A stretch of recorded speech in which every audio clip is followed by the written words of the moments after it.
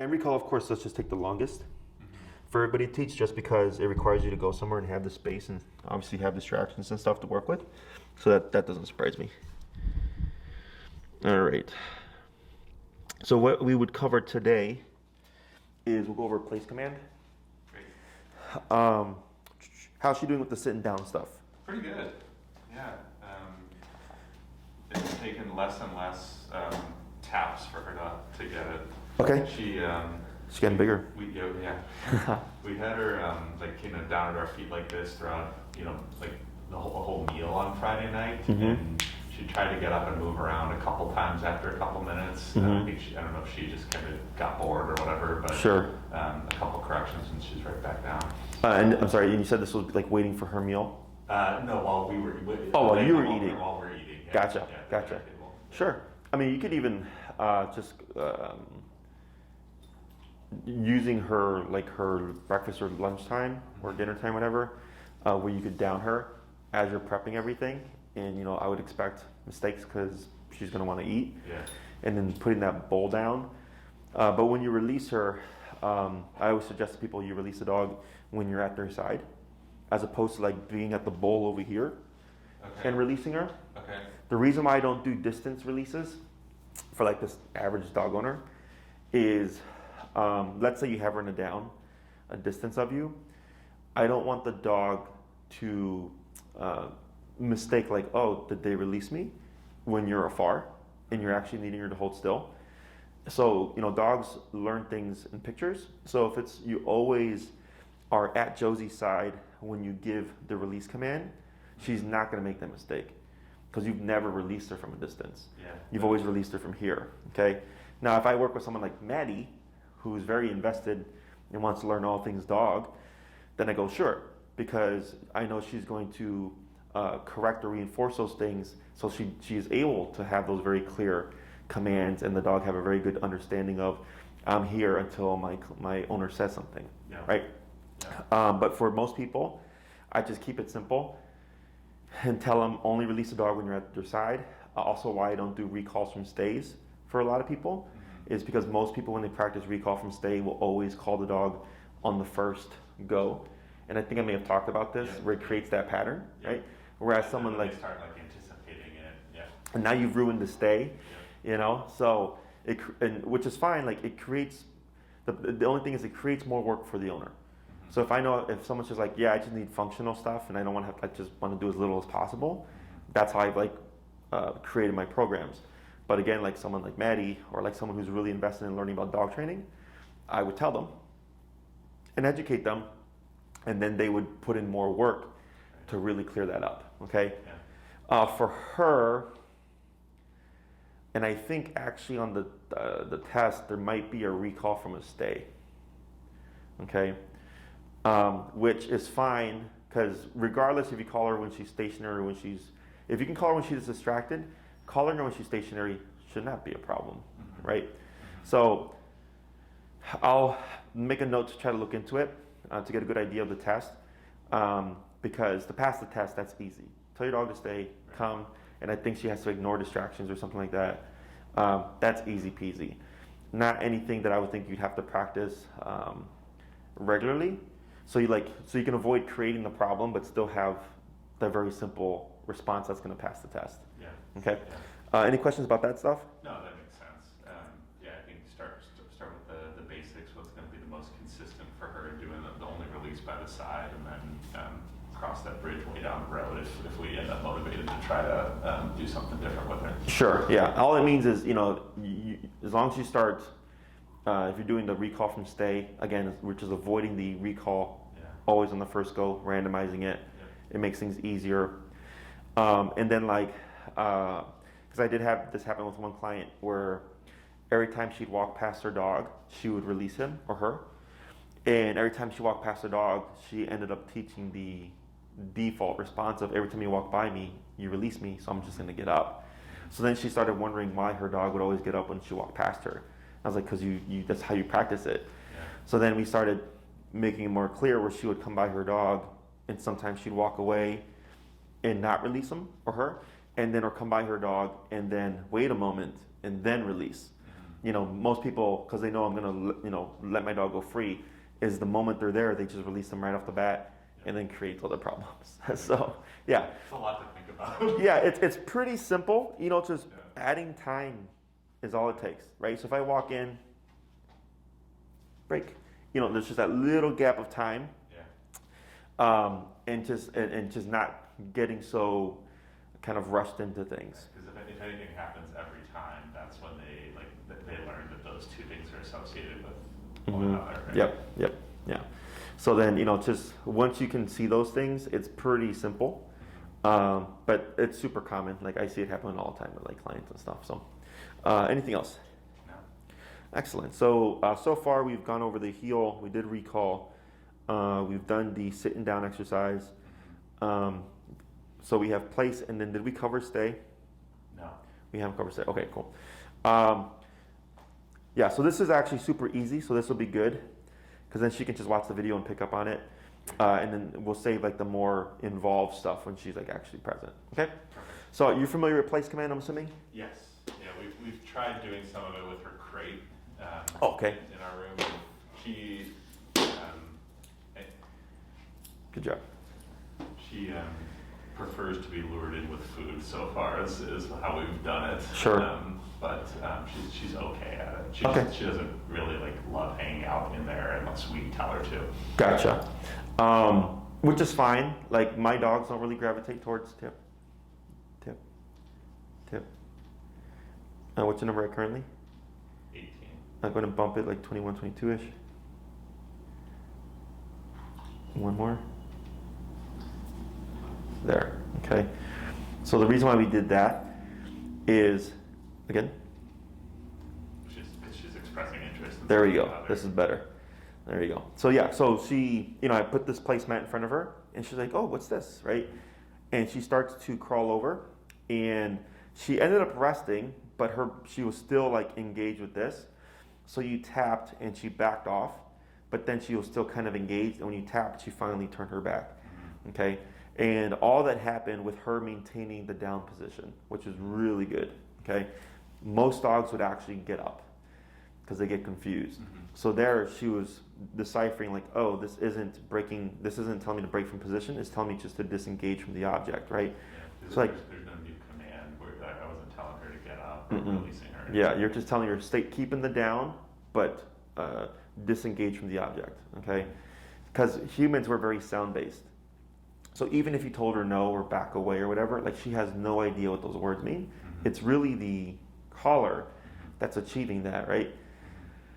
So what you would end up creating is like, let's say you would always, when she's in a down, like for instance, for food, a toy, you move something around and you see her get interest and you just simply remote her like you did there with no command or no cues.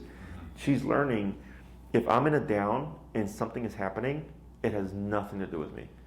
And I should just keep in my position. It doesn't even matter if I'm interested, because if I get interested in it, I'll get corrected. And that's how you can build a more solid down even with distractions going on. Okay? And so the down becomes her reference point. So then she's like, okay, I'm in a down, there's my food, I've been tapped, so I'm gonna just do this, because it has nothing to do with me.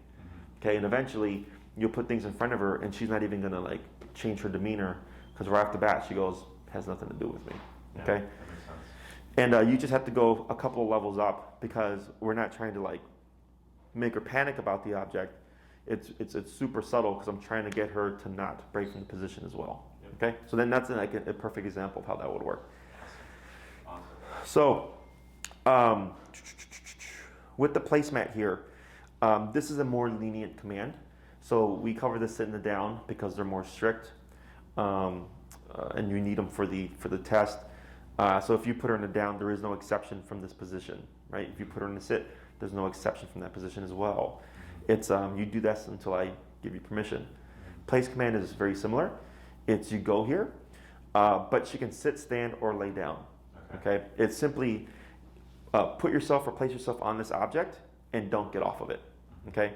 And we have here an elevated dog bed.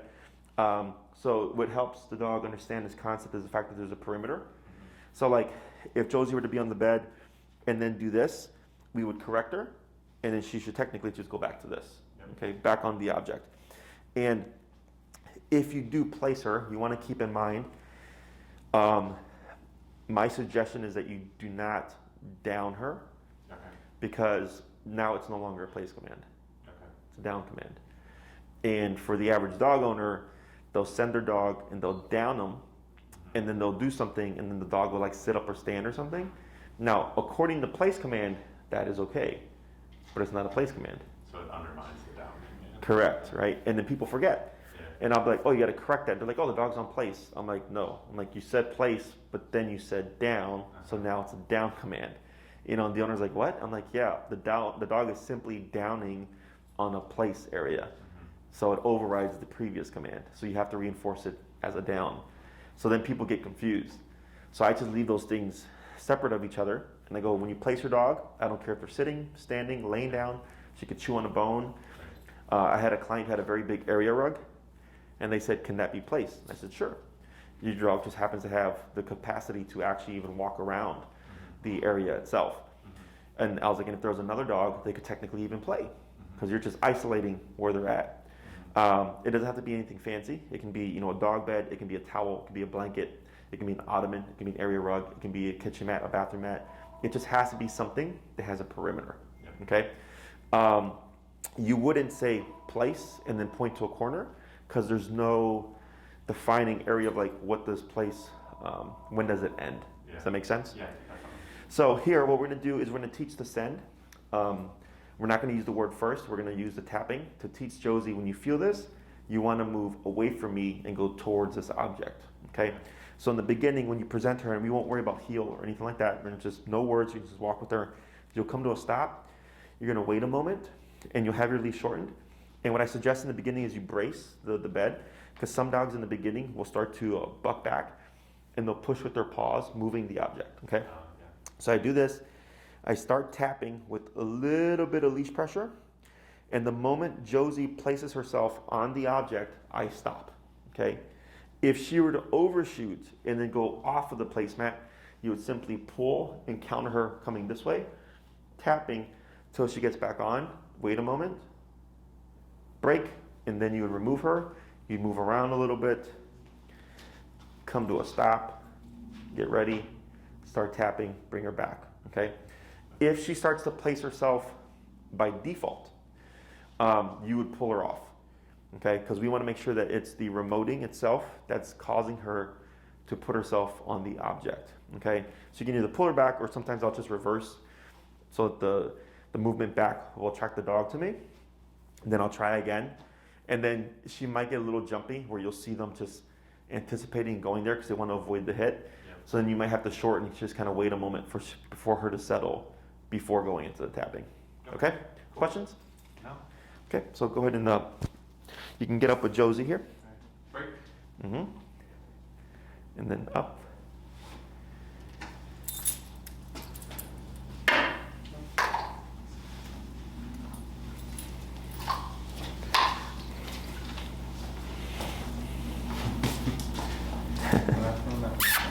Good girl.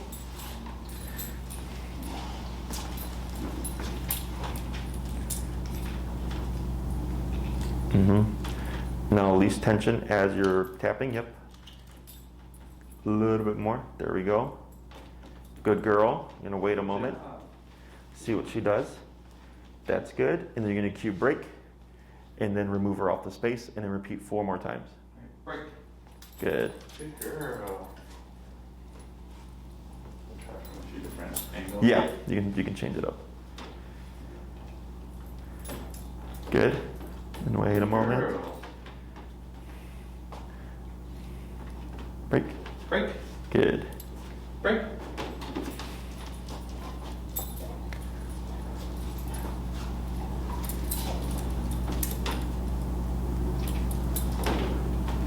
Good. She's starting to anticipate. Yeah, she did a little bit. Now tap, tap, tap. A little bit of leash pressure here. Tap, tap, tap, tap. A little bit more towards pulling towards the bed. Yep, tap. There she goes. Good. And then we wait a moment. Good girl. Frustrated. And release. Break. Good. 2 more.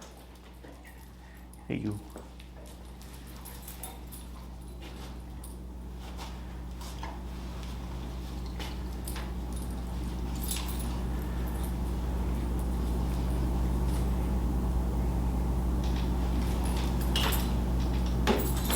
Good.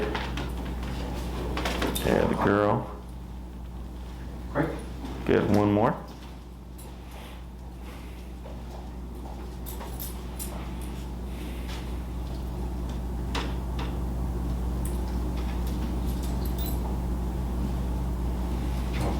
Yep. So we're going to keep tapping and just add a little bit more forward. There we go. Good girl. Good job. So now what we're going to do, same concept, but I'm going to have you move it back a couple of squares. So you'll be about 2.5 feet away. You're going to pause, same concept. You're going to begin with tapping first. If by that second to third tap she doesn't respond, then you're going to add in that leash tension, guiding her towards the placemat. Okay. Great.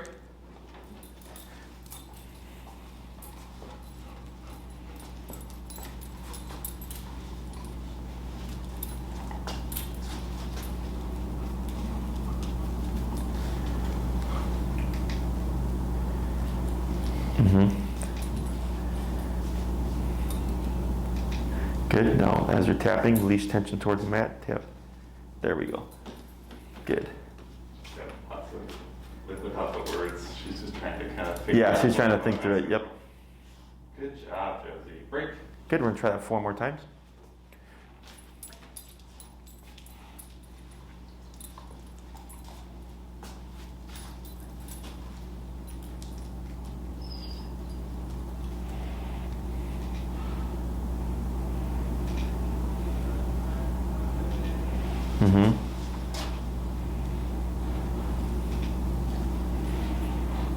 A little bit more leash tension. Yep. Try choking up a little bit closer to where her collar is. There you go. Yep. And then pull towards the placemat. Tap. Tap. Tap.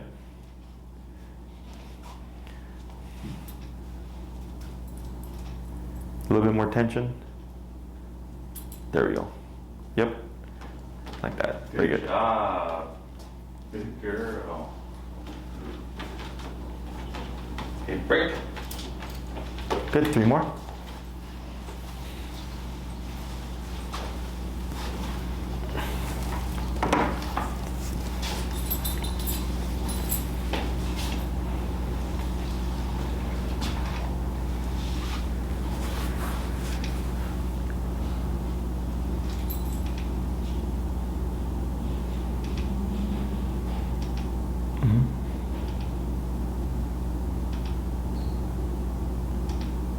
Right. Tip. There it is. What's your number now? 29. Okay. Good girl, Josie. Yeah, she heard noise in the other room. Sure, yeah, sorry getting distracted. Good, just a couple more. Good job. Okay, break. Good girl. Good girl.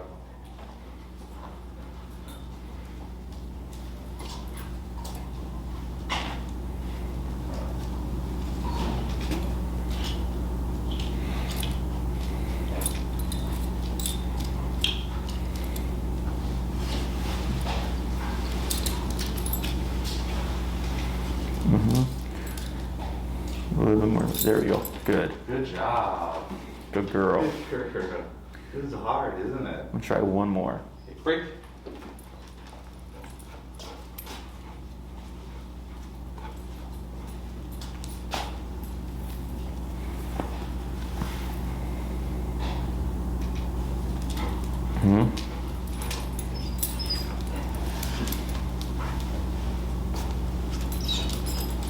There she goes. Good Good. job. Yeah, the girl. Good girl. Good. So what did you bump into now? 25. Okay. Also, okay. So then, what changes our contact? So those last 2 were really good because I could see when she was being tapped that she was thinking, I really want to figure out what to do here. Yeah. Whereas the other ones, you saw her kind of getting tapped and she's kind of like not really caring about it. Yeah. So at that 25 and those last 2, what I'm looking to create is that with the remoting itself, it's causing her to send to the object. So that when we label in the word or layer in the word, it's being tied to that. So most trainers, when they teach the place command, will walk the dog. They'll go place and they'll walk the dog all the way like this. Okay. And my problem with that is it becomes a part of the command. Mm-hmm. So then you're always having It to means, walk. like, follow me to the place. To the object, right. Yeah. And what I want is I cue this word, and from wherever the dog is within the home, depending on how advanced the owner wants their dog, is I say place, and they just go. Mm-hmm. So like Josie could be where the chair is, and I'm over here, and they go, Josie, place, and she's able to just do that stuff on her own, okay? So the way we skip those steps is, you started at a foot away, made it real simple, and we had leash pressure, right? We did that a few times to build familiarity. Then once I go, okay, she's got the idea, now we're gonna make it a little bit more complicated by going back just an extra foot and a half and having her go on her own with as little help as possible, okay? So here, if I'm tapping and Josie goes from here at my side to there, it's a very clear picture of she did that because she was understanding to do so, right? But if like I would have started tapping and then even just walked her like this, I'm like, well, was it the momentum of me moving towards it or the tapping itself that caused her to go there? Mm-hmm. So this taking away my movement makes it very clear cut. Yeah, when she felt the tap, you could see her looking for an answer, and then she just shot there, and then it went away. So that just shows me she's starting to associate those things. Okay. Yeah. So then when we say place, and I tap her, if needed, her response or her assumption should be, "This is where I want to go." Okay. Going back to earlier when she was starting to step off of it, and you started remoting, and I can't remember if she jumped off or if like she went back on, is she just learned, oh, tapping means to go here, and if I break off without permission, tapping kicks in automatically, but when I go back, it goes away, just like the down command, right? So like that understanding of what the collar means within that given context is what leads you to stuff like what happened earlier. Mm-hmm. She was in a down, she got distracted, you corrected her, she disengaged from the distraction but maintained the down. So same thing with the place. If she's assuming, oh, when I go here, it's my job to stay here, and you presented a distraction, and she got tapped for it, it shouldn't push her off the place. If anything, it should just cause her to go back onto it. Mm-hmm. Okay, and that's how you can tell when a dog has a good concept of what's being asked of them. Okay. Questions about any of this so far? No, it makes sense. So here for Josie, she placed herself in a resting state. One thing I want you to be mindful of is I think because place command is more lenient than the other commands, dogs are more likely to push, okay? So like right now when she was resting her head was on the bar of the placemat here, which is fine because she was in a resting state. And that's what you want to be mindful of is where's the dog up here, okay? So you can see like right now how she's starting to fidget, right? She's thinking about getting off. Right, possibly, right? Yeah. Now the only way we know that is if she does ultimately attempt to get off, right? She could just be like, okay, I'm on here, it's kind of boring, and just fidgeting around, but then ultimately go back into a resting state. But that's where I start to be mindful, okay? So then like, let's say she lays her head like this, right? But then all of a sudden you start to see this. Right, she's trying to see how far back you start to see the scooting, kind of like what we saw earlier. Yeah. So if you see that thought process happening right off the bat, you would tap right there to get the dog to disengage. She does that with her crate. She's able to get when she like wants to get out of there. She's able to get her paws like underneath the door. She can't open it. Sure, but you can see where she's like, I'd like to not be here anymore. Yeah. Yes. So like, and that what I would do with that behavior is actually put remote behind it. Okay, because you're logical. You're thinking, well, the gate's locked. She's just got her paws under. She can't get out physically. But mentally, she's already out. Right. Does that make sense? Yeah, that makes sense. So then if you tap her and she removes her paws and settles back in the crate, you've cut that thought process. Because what happens is it will transfer to other things. Yeah. It'll transfer to the down. Yeah. It'll transfer to the place, right? Because she's been allowed to practice that thought process, which in that case, she's physically restrained. She can't do it.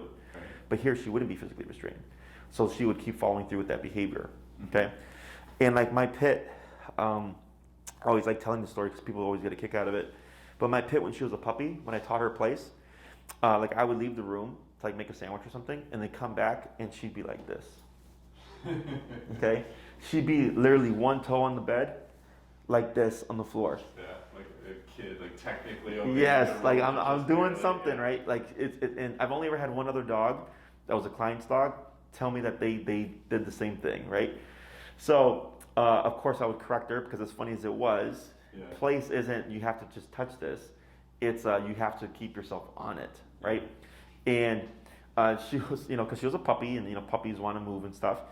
I would see her, and she'd huff, she'd be like, right? She'd just be like that, and that was her just going like, I don't want to do this, And of course, I would correct anytime she did anything that was too much going to the direction of I'm going to leave this area. Okay, so for the place command, there's two aspects to it. We have the sending aspect, which we're doing now, and then we have the don't move aspect, much like the down, right? Down is meant for extended control.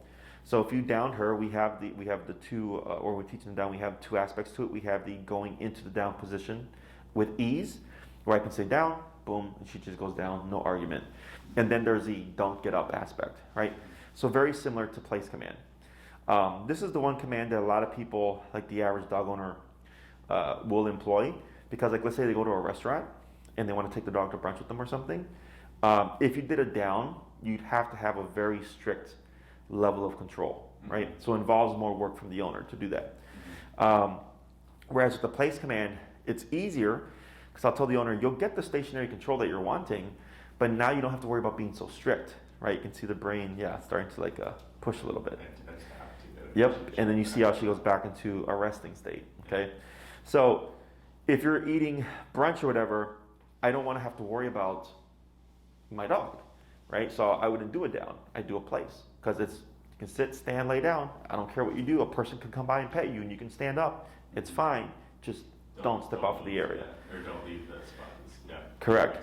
So then, and it doesn't have to be anything fancy. So like I've had clients that would carry like a towel or a blanket in their car, and when they go to a restaurant, they just pop it down, and that's like their travel place. Nice. And then or some people even use a dog bed or whatever. Yeah. So it can be anything you want. So it's transferable. So like let's say you go to a friend's house and maybe she's being a little bit too rambunctious because there's kids or whatever, and you just think to yourself like, yeah, no, we need you to be still. You don't want to be super strict because you want to enjoy also your time there. I would use a place command. Now if you're trying to challenge yourself and Josie, then yeah, absolutely use the down. But you're going to be more involved because down is more strict. So if she were to pop up or anything, you'd have to correct that. Okay, and that's what I just tell people to think about.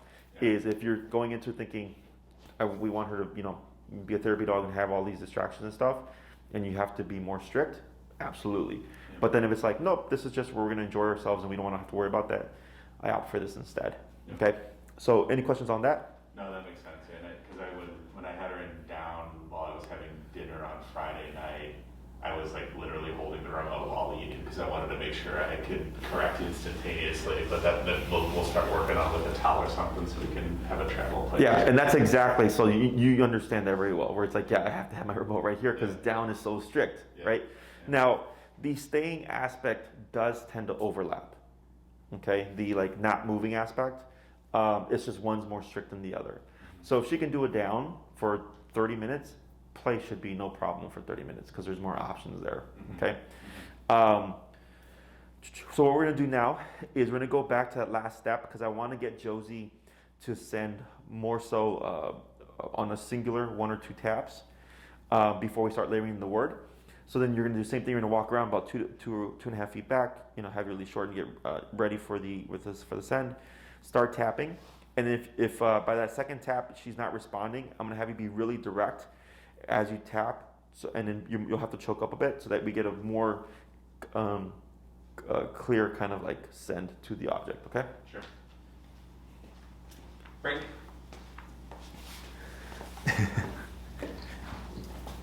Yeah, or at least doesn't mean you have to leave, does it? Come on. Good job. Nice yawn.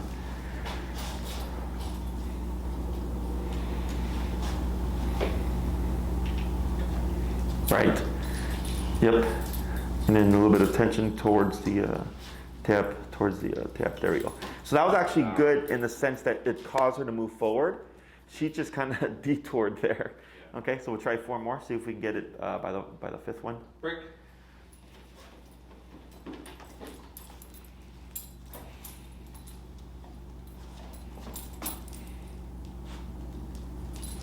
Right. So then you'll just walk backwards and pull. Yep.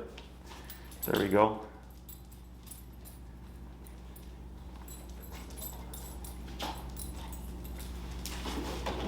Go in and shorten your leash a little bit more. This way we can prevent her, yeah.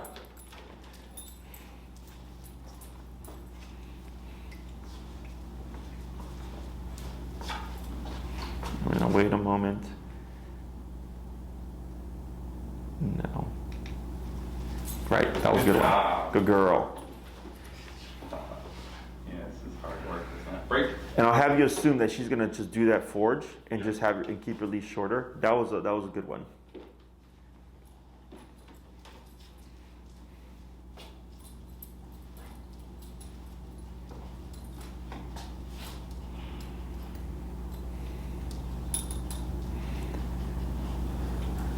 Good. Right, yep. No. There we go. Good job. Break. Good, 2 more.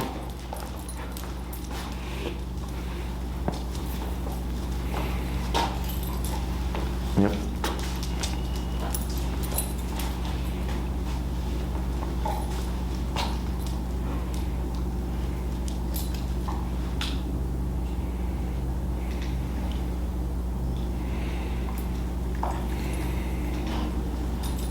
Yep, a little bit of leash tension. There you go. Good. Good girl. I'm gonna do 1 more. Take break.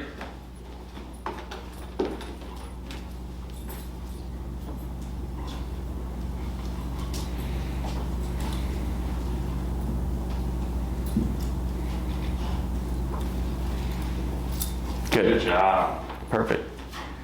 Good girl. So now we're gonna keep everything the same, except now you're gonna cue the word of place. Okay. So you'd walk around, you're gonna come to that stop, wait a moment, let her settle. You're gonna cue the word place and then immediately follow with that initial tap, and then just keep that pattern going until she actually sends. Break.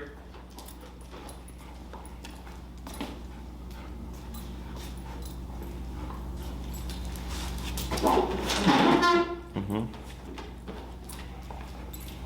Too early.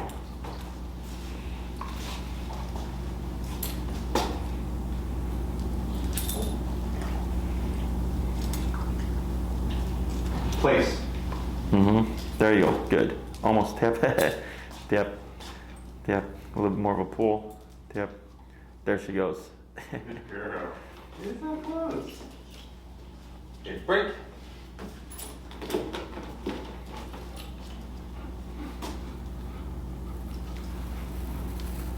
Place. Good girl. Perfect. Good job. Okay, break. Good. 3 more.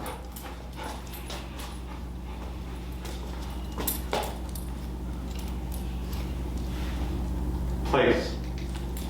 Good. Good girl. Good girl. Break.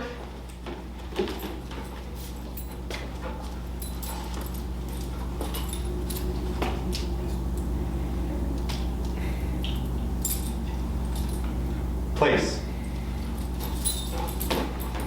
Good job. Good job. Okay, break. Good. 2 more. Break. Break. Break. There she goes. Good girl. Good job.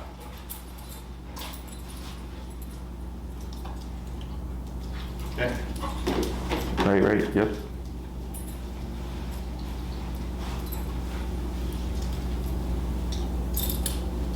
Place. Mm-hmm. There you go. That was a good send. Good job. Break. Good. 1 more.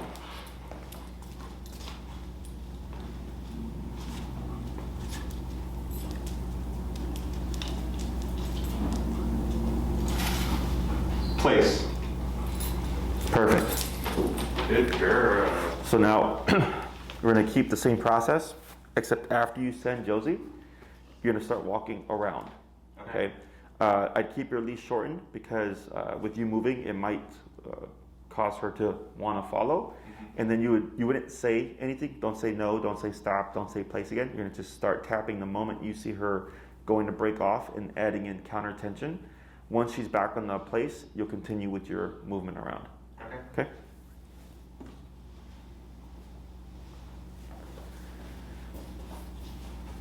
Break.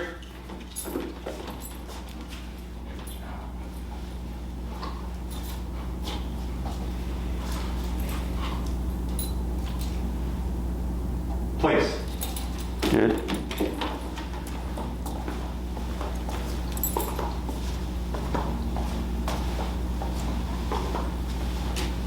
Good. Break. 4 more.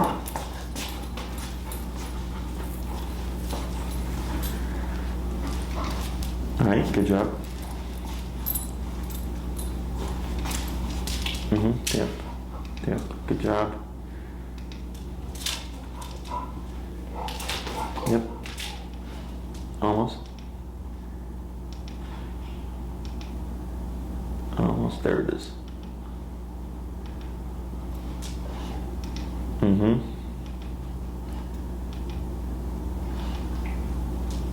There she goes, yeah, the girl.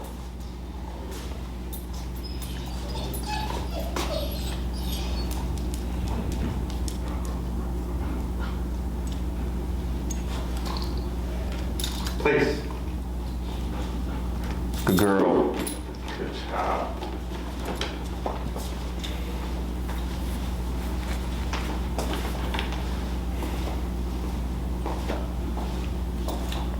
Break. Break. Good, 3 more.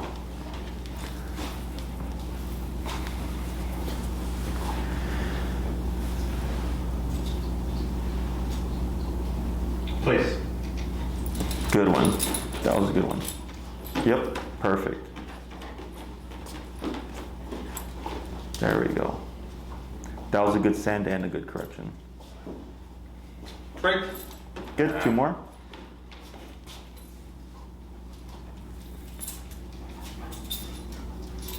All right. Place. Good. Good girl. Break. Good, 1 more. Break. Perfect. Go. Break. Come on. Try more of a pull. Short, and then when you try walking past this way to see if the movement and cue break again. Break. There we go. Good.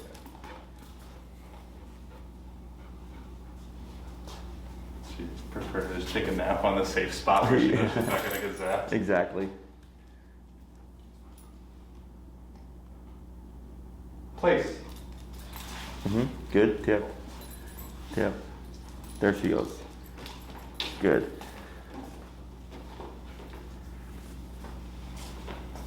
Break. Break. Pull, pull, pull. Yep, keep moving. And pull. Break. Pull, pull. There she goes. Good. Well, I'm gonna have you, we're gonna just do 3 of the, you're gonna do same thing, place, walk around, stop, a lot of praise, good girl Josie, and just walk away, but she's still on place. And you'll just do another walk around, then cue the break. Okay? Sounds good. They can actually like let the leash down and walk further. No, you can still keep it in your hand, but you're gonna do the lap around, add in a lot of praise in the middle, and then walk around again. Because we're gonna see if after you praise her, if it's gonna. Oh, got it. Yeah. Okay. Place. Good. Good girl. Good send. Good job. That's a good one. Good girl.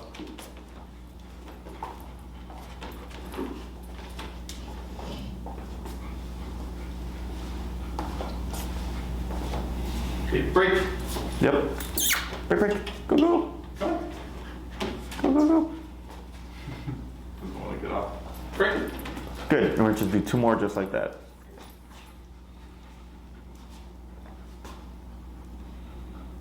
Hard day, I know. Place. Good send. Good job. Good job. That's so good. You're good, girl.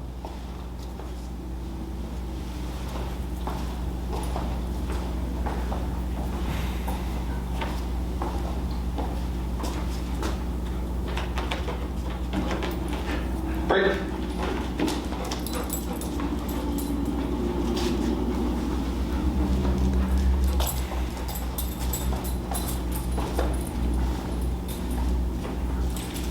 Good. Yep. Wait a moment. Good. Place. There she goes. Good.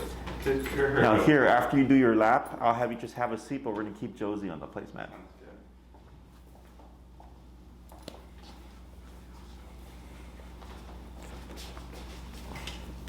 Good. What's your number at the end? 37. Okay. It was when she was really distracted by the door there. Yeah. Up to 60. So on one of them, when you told her place, it was actually good that you did it there because she actually went to flight, right? Because she's going, nope, not going to do it. I'm trying to get away from it. Mm-hmm. And those are things that you want to factor in. Mm-hmm. It's all part of the process, because we're using negative pressure, and she is a living, breathing creature, right? She, from time to time, might choose, nope, Yeah. I'm going to use Just this as far away exit, from it as right? possible, Yeah. And then we work through it, and that's actually what builds the reliability. And a lot of people feel bad about that because, like, oh, the dog doesn't like it. They actually try to run away from the command. And I go, yeah. I was like, but you have to work them through that because then it always remains an option. Now your obedience is unreliable. Yeah. And the last thing you want your dog to do is go into flight, especially like if you're doing, a recall. Mm-hmm. You don't want the dog to continue running. You need it to absolutely happen. So all that stuff is normal to see. After going to that 37, I actually should have reminded you, I would have gone back down again once you've completed the send because you went to 37 to break the flight mentality. Oh, that was up to 60. That was 60. Then you went down to 60. Oh, okay. Yeah. Wow. All right, cool. All right. Well, then you did that correctly. So then she started to get a little bit jumpy, and then I would just go down a bit more. Yeah, Okay. But I really liked the speed and the immediacy of some of those sends. That's what makes the obedience mean something. And it's just a balance of high enough that they're motivated to move quickly, but not so high that we're getting kind of panic frustration, which happened a little bit at the end there. Yeah. And then you're just kind of adjusting. You're never going to be perfect. Mm-hmm. Even when I work with dogs, like I can accidentally do an overhit and just have to adjust and stuff.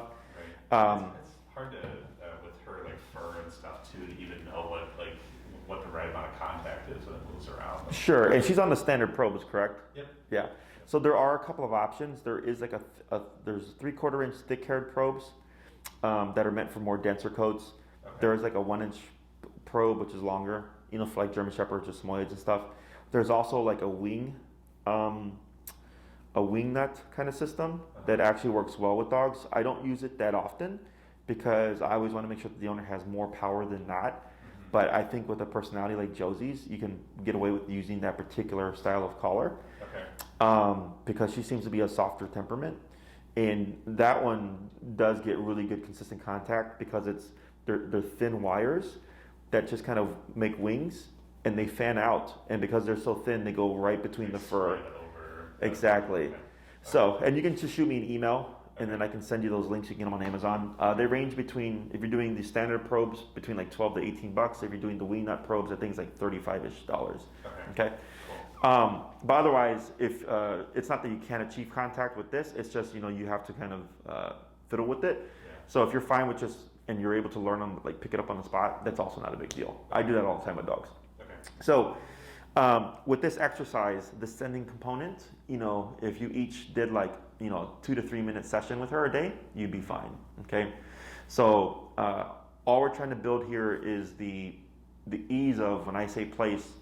You just kind of shoot to this space. Yeah. Place has a lot of like kind of gray area in terms of how fancy you can get. Most people just send their dog within 4 to 6 feet. But like I had one particular client who wanted to send his dog to place from anywhere within the home. So and he had a multi-level home, and he had one place that was like in the living room. Wow. So it made it easier for the dog in the sense that there was just one place within the home. But then it was harder and more work because he had to build it backwards.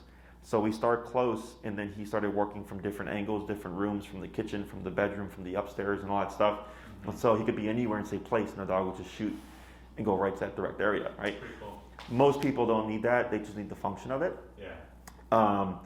So 4 to 6 feet is pretty standard. Okay. So once you feel like you can say place and Josie just goes there, no problem, no hesitation, then I just go to application, okay? And you can work on these two things at the same time. So like I think, like for instance with the down, I was like, there's teaching the down, and then there's reinforcing the don't get up, right? Same thing here. You could go home right after class and pop on the TV, take Josie's bed or whatever it is you want to use, pop it right next to you, place her, and then step or hold on the leash while you watch TV.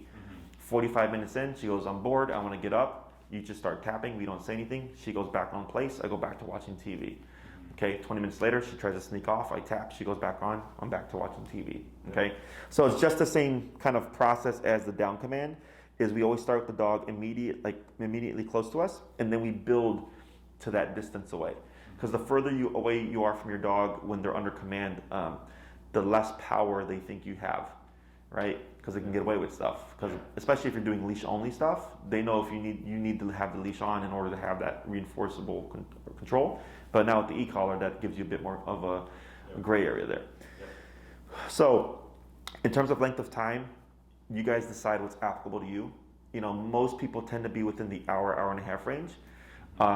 Unless they're like, I had a family who had they had a baby, and one of their dogs started growling at the baby, so they did like a 3-week boarding train with us, and we really stressed this command, and the dog would do like 4 to 6 hours. Okay, and the reason why we did that is because one, there was already tension between the dog towards the baby, and I was like, you want to know that you can have your dog here and not have to worry about your dog moving, because you know they're absolutely not going to, and it allows you to just focus on your child. Yeah. Okay, because you're doing all sorts of things with babies, from changing diapers and like making the food and all that stuff and cleaning and everything. Is the last thing I want to worry about is also the dog. Right. So in their case, they needed more control. For the average dog owner, it's usually about an hour and a half-ish to 2 hours maybe. So then in the home, and let's say you want to use this with Josie outside, back when they open up restaurants in the spring, or when you go to a friend's house. Is in the home, there's not as much stimuli. So I push for more time within the home to kind of compensate for the fact that there would be more distractions at the restaurant, right? So in the home, I might do 2 to 2.5 hours instead of an hour to hour and a half, which would be the usual time, because I'm trying to balance those two things out. So then for the first week, and you can do 15 minutes today, you can do an hour tomorrow, 30 minutes the next day, 2 hours the next day. You pick and choose. And you can do this multiple times a day. You can have her be stationary 3 times a day if you wanted, because it's not redundant. The reason why we keep the sends and stuff short is because we get stuff like this, or like when she wouldn't want to come off, right? Because she's going, I know you're gonna send me here, so like I'm just gonna not move, right? So that's part of frustration. The dog just wants to avoid the negative consequence. So that's why I do this to teach you all the steps. Right. But realistically speaking, when we do it, we keep it really short. Okay, so. Let me think here. When it comes to your training, because now you're starting to get a repertoire of things, is let's say everything's going really well, but maybe Josie's down, her actually downing is too slow. If you always practice down with the sit, the place, the heel, and the recall as a package, it's not going to get better. You would isolate it and do 2 to 3 minute sessions of just working on the down to release, because you're trying to get her to down faster. So you would isolate that one command. Once it gets to where you're like, oh, this is pretty good now, you would then bring it in, and you might find it might get a little bit slower because now it's in a package of things. I keep practicing. Does it go back to what it was? If it's still too slow, we practice it even more. Okay. As we teach more things, especially with the e-collar, we're going to start to see more confusion, because now there's more options to the e-collar, right? There's more solutions. And what's going to help her clarify things is really with how life looks like at the moment. So once you get this down packed, what I start to do is practice the other commands near the placemat. Okay. So what will happen is you'd be over here, you would say down, she's trying to go over here. Because she's thinking, oh, I see the bed. I'm going to assume that I'm supposed to go to my bed. Yeah. So you would correct that into the down. So now you're starting to clarify and teach her, like, don't assume. Really listen to that word that's coming out of my mouth, okay? And I would just, that would be its own session where we're practicing commands near the placemat to fix that problem. One thing that we don't want to do is if you're practicing heel and you walk towards place, a lot of people will say place while they're in heel as they're walking towards it and sending the dog in motion. And then the dog thinks every time you walk past the place object, you're going to send me. So then you start to see them prematurely shooting over to the placemat. So that's where coming to a stop, again, waiting a moment, letting it register, place, then sending, or coming to a stop and then going back into a heel again, right? Not creating the pattern of every time I stop, I'm going to place. Yeah. So as long as you don't do things like that, you can essentially avoid problems. But they can also just happen because the dog, is trying to be a step ahead, so they avoid the negative consequence. Right. Okay. Any questions about this stuff here? You mentioned earlier that like when she's in the kennel and her paws are sticking out, like mentally she's already, left. She's already out.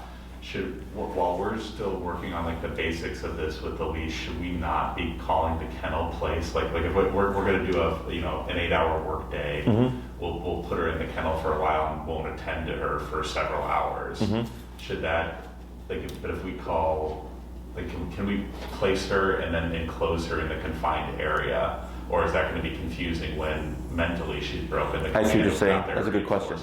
So, technically, because even though she can practice it mentally, but she can't physically do what she wants to do, shouldn't be a problem. Okay. You can do one of two things. One would be maybe set up short time frames. Like let's say, she could be in the kennel, but it's only going to be 30 minutes, and then you just have like maybe a nanny cam or something with the collar on, and the moment you see her stick those paws out, you just correct it, right? And then just accept that it's going to happen when she's in there for 8 hours. Okay. And then eventually it should work backwards to where as you do the shorter time frames and you correct for that behavior, it starts to seep into the longer time frames. Okay. The other option you could do is you could just rename the kennel, crate or kennel or whatever, go to your bed, whatever you want to use. Yep. So then we don't get a spillover. Okay. It honestly shouldn't be the biggest problem because the other thing is, again, she's going to recognize the kennel, even though that's place and versus the dog bed. Yeah. Same word, different objects. So she may learn like with the kennel, I can do this behavior, but when I'm on this object, I can't do that behavior. It's more strict. Okay. Yeah, that makes sense. And dogs are pretty good about differentiating things. It's just a matter of consistency. So we've actually been working on that with we've got one couch that she's allowed on, but 2 chairs that she's not allowed on. And sure. She actually gets that now. Yep. So. Yep. As long as you're consistent and very black and white with how you reinforce things, dogs are very, very much able to decipher between those things. For this command, the sends 2 to 3 minutes twice a day, 1 apiece. Once you feel like she's mastered it, and then you would you could do application and the sending at the same time. But then after that, I don't worry about the sends anymore. You start using it because that's always the most effective form of dog training. Cool. Let me think. Yeah, I think that's it. Awesome. Any questions? No, I think that makes sense. Good. Can we send you an email to get a link to the video for? Yeah, to shoot. I've been pretty much on it this past weekend. I'm pretty much almost all up to date with videos and stuff. Cool. So if I get it edited and uploaded tonight, it'll be up by tomorrow. Awesome. Yeah, just shoot me an email and then I'll send you the link. Cool. Okay. Thank you. Yeah, no worries. All right. She's ready to sleep. Yeah, you ready? We can try to sleep in the car on the way home. Break. Good girl. Awesome. Thank you so much. You're welcome. I'll help you out here.